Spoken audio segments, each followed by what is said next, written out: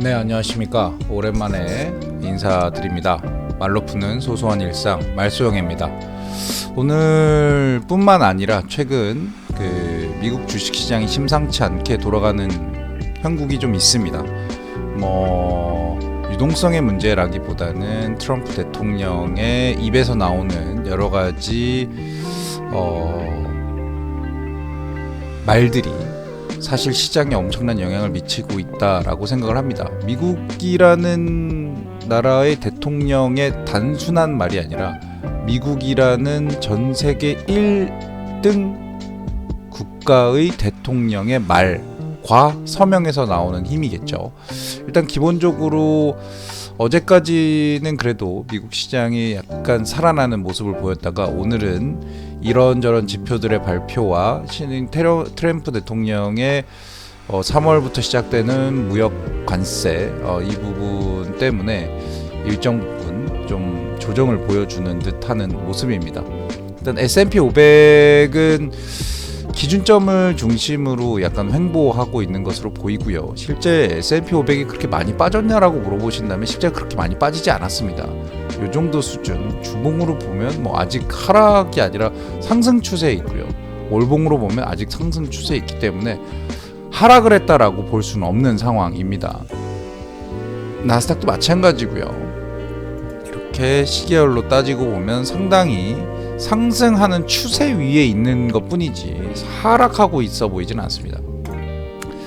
엔비디아도 사실 되게 많은 하락을 했다가 엄청난 하락을 했다가 다시금 올라가는 모습인데 결국 엔비디아의 형국은 실적 발표에서 갈라지지 않을까라는 생각을 하고 있습니다. 실제 엔비디아가 한 요쯤 이렇게 급락했을 때 제가 조금 샀었는데 이 매수가 잘한 것이냐 잘못한 것이냐에 대한 어떤 내용보다는 엔비디아라는 주식이 200일선을 찍은 게 지금 거의 몇 년 만입니다. 몇 년 만이기 때문에 이 200일선까지 도달한 엔비디아에 대한 어떤 그런 보답처럼 매수를 했던 것 같고요. 현재는 130불 위에서 움직이고 있으나 모릅니다.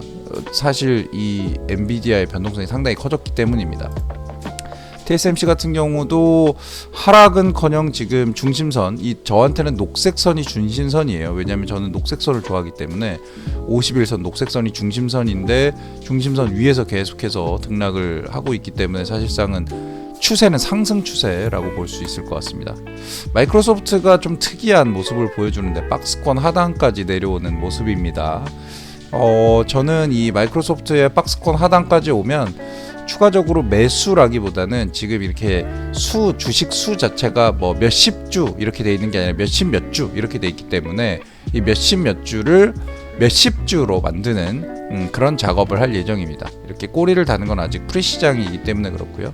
약 한 4분 정도 있으면 이 꼬리는 없어질 것 같습니다. 최근 가장 이슈가 되고 있는 구글인데요. 구글도 누가 이렇게 상승 추세가 깨졌다라고 얘기는 하는데 추세가 깨진 건 전혀 아니고요.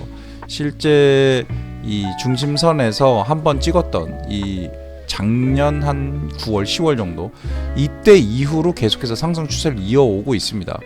이렇게 왜 주식이 올랐다 내렸다 할 때 이건 상승 추세, 이건 하락 추세 이렇게 얘기하시는 분들이 있는데 주식은 그렇지 않아요. 오르면 빠지기 마련이고 빠지면 다시 오르기 마련인데 어떻게 오르냐가 되게 중요한 게 바로 주식이라고 생각합니다. 물론 지금 현재 이제 볼린저 밴드 상단에서 긁고 있다가 볼린저 밴드 상단을 이탈해서 중심선까지 내려오는 모습이 그렇게 좋아 보이진 않습니다만 그래도 여전히 상승 추세에 있다라고 보입니다. 아마존 같은 경우는 저번에 큰 하락이 있었지만 이걸 큰 하락이라고 볼 수 없을 정도죠. 물론 일봉으로 보면 좀 크게 하락하는 것으로 보이지만 실제 그렇지 않습니다. 지금 우리가 보고 있는 미국 시장은 상승 중에 있다라고 보시면 될 것 같고 애플도 올타임 하이를 찍고 내려왔지만 그럼에도 불구하고 계속해서 움직이고 있는 모습 보여줍니다. 이때 샀었으면 어땠을까라는 생각이 조금 들고요. 이 박스권 하단을 아마 지지하는 모습을 보여주지 않을까 싶습니다.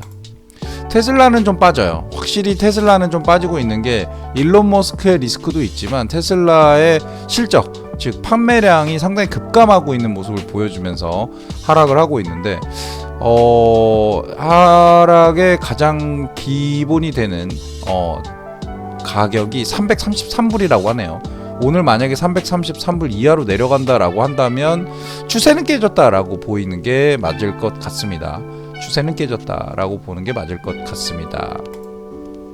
팔란티어는 정말 끝도 없이 올라가고 있어서 너무 마음이 아프고요. 네, 오늘도 바닥에 내려온 걸 계속 사올리네요.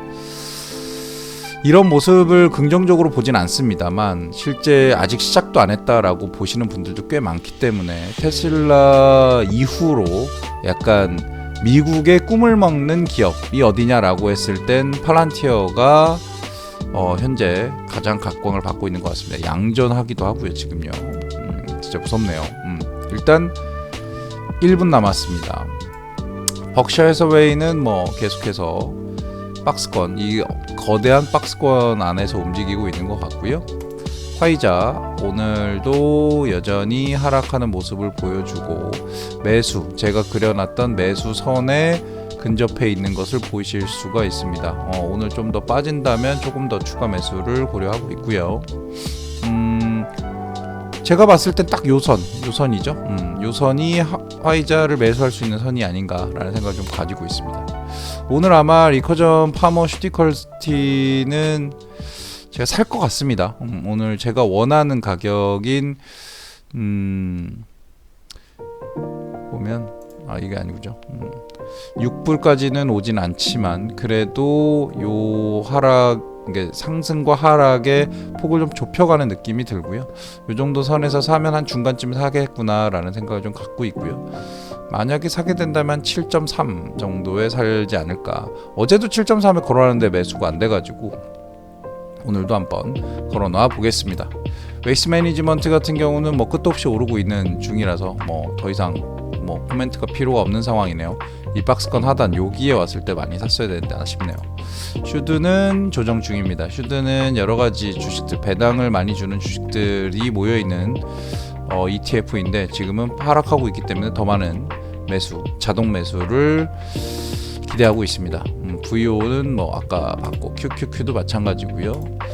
국채 금리가 지금 계속해서 하락할 것으로 예상했는데 또 상승하고 있는 상황입니다. 그래서 계속해서 조정을 좀 봤는데 제가 봤을 때는 국채 금리가 계속해서 이렇게 올라가는 거는 좋지 않아 보입니다. 이거 지금 국채 금리 아니네요. 러셀 2000입니다. 러셀 중소기업들 잘 가고 있고요. 이게 국채인데 조금 더 상승이 있었으면 좋겠습니다. 이 선이 제가 그어놨던 선인데 좀 더 국채 금리가 내려와서 좀 더 상승해 주길 바라고 있고요.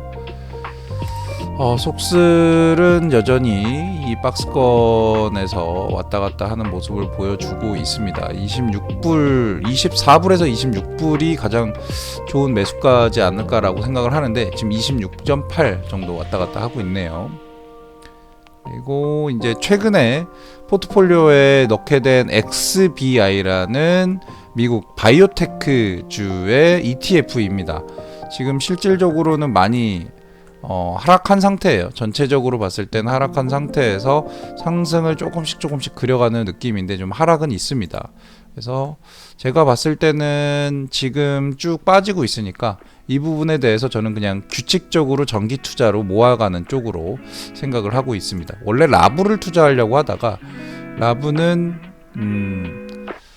스팟 형식으로 투자하는 것이 더 좋다라는 의견이 있어서 지금 라브는 XBI를 사 놓았던 주식들 중에 만약에 튈 것 같은 시점이 왔을 때 그걸 매도해서 라브를 사는 쪽으로 방향을 잡고 있습니다. 오늘 눈에 띄게 보이는 부분이 바로 템퍼스 AI 또 오르네요. 와, 진짜 이게 어떻게 이렇게까지 오를 수 있나 싶은데 좀 심하다 싶습니다. 이런 하락을 기대하고 있는 중입니다. 아이온큐 같은 경우는 약간 양자 컴퓨팅의 퀀텀 컴퓨팅의 뭐 대표주라고 할 수 있는데 일단 현재 상황에서는 특별히 매력은 없어 보이지만 조금씩은 사모아 볼 예정입니다. 이렇게 오늘의 주식 시장을 한번 좀 리뷰를 해봤는데 시장이 다시 또 상승세로 방향을 조금 잡는 듯하여 일단 조금 지켜보겠습니다.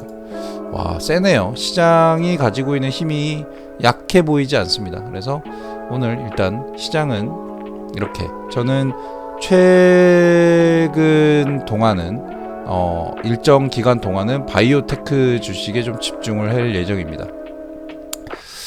아름다운 밤입니다. 고맙습니다.